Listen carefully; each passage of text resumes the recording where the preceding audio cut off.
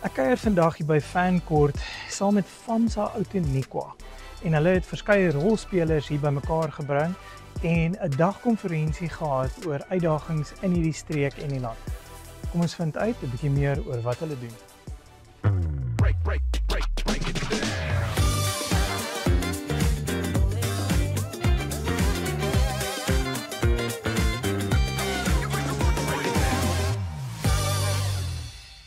Ek is Nicolette van FAMSA Outeniqua hier in George en ons het vandag iets gedoen wat ons al jare oordroom en verlede jaar al begin beplan het. En dit was 'n gender-based violence of 'n geslagsgebaseerde geweld konferensie.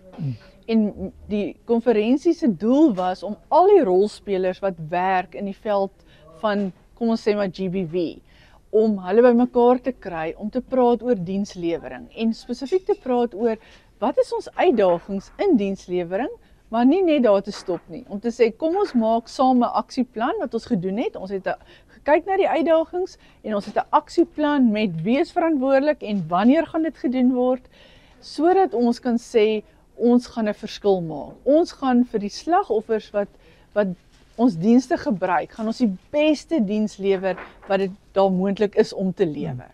So dit was die doel van vandag en ons het lekker gesels, ons het baie idees gewissel en ek dink ons het mekaar se uitdagings ook gehoor wat tog begrip skep en dit fasiliteer ook 'n klomp kommunikasie. So vir ons is dit 'n wonderlike dag gewees van saamgesels, saam beplan, maar vandag is net die begin. Van nou af moet ons nou die werk insit en 'n verskil maak. Wie is FAMSA? FAMSA staan vir Familie Suid-Afrika en ons is geaffilieer by 'n nasionale liggaam en daar is so 26 FAMSA's reg oor die land. Maar ons is ook autonoom, wat beteken ons het ons eie NPO-nommer, ons eie bestuur, ons hanteer ons eie finansies. En FAMSA Outeniqua in George is verlede jaar Oktober 40 jaar oud gewees. So ons het lekker verjaarsdag gehou. So wat is dit wat FAMSA doen? Weet jy, as ek die woord FAMSA hoor, dink ek is gelyk aan berading. Dit is ons hoofdoel. Ons lewer beradingsdienste vir mense wat deur 'n trauma gaan, mense wat verhoudingsuitdagings het, mense wat deur 'n persoonlike krisis gaan of dalk lank terug 'n trauma gehad het. So dis die basis van wat ons doen en ons het 8 beraders wat in die kantoor en in satellietkantore hierdie diens lewer. En dan natuurlik, een van ons hooffokus areas van dienslewering is geslagsgebaseerde geweld. En dis hoekom vandag gebeur het, want ons ervaar frustrasies, daar's uitdagings en ons wil graag 'n verskil maak. So julle het verskeie sprekers gehad vandag. Vertel my 'n bietjie meer van julle proses deur die loop van die dag. Weet jy, ja, ons program hoop ek was interessant vir die mense wat hier was. Ons het basies begin om 'n oorsig te kry van wat hulle noem die nasionale strategiese plan vir gender-based violence, want dit is amper die raamwerk en die riglyn waarvolgens almal wat hier was moet werk. So ons praat van die NSP. Ons het 'n oorsig van dit gehad. So dis waar ons begin het. En toe het ons gegaan en gesê, kom ons let's do a mapping. Ons sê hier is 'n insident wat gebeur het. Wie's die eerste rolspeler? Okay, wie's volgende? Wat gebeur dan? En ons het die hele proses uitgesit en gekyk waar pas elke rolspeler wat vandag hier was en dalk die wat nie hier was nie, waar pas hulle in? So ons het so 'n bietjie van 'n prentjie geskep. En toe vanuit dit het ons gesê, goed, kom ons praat eers oor ons eie uitdagings in ons departement of in ons organisasie en daarna het ons gesê, kom ons praat oor die uitdagings in die groter stelsel.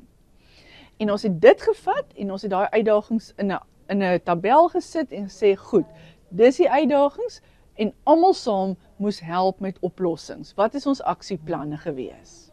Nou ek het gesien dat julle het 'n ketting gevorm aan die einde van die dag. Wat was die simboliek agter die ketting?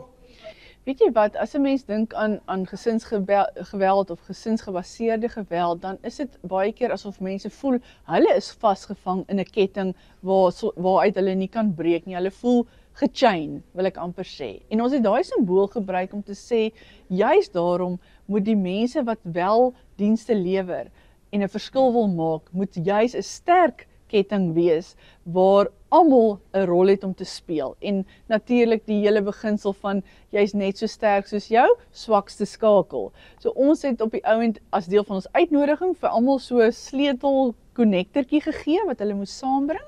En aan die einde, na ons 'n belofte gemaak het van ons gaan goeie diens lewer, het ons simbolies hierdie ketting gevorm en ons het probeer om breek en hy kan nie breek nie en net gesê kom ons werk saam, kom ons staan saam, want as al die skakeltjies in hierdie ketting goed werk, dan sal ons die beste diens kan lewer vir die slagoffers, want dit is waaroor dit gaan.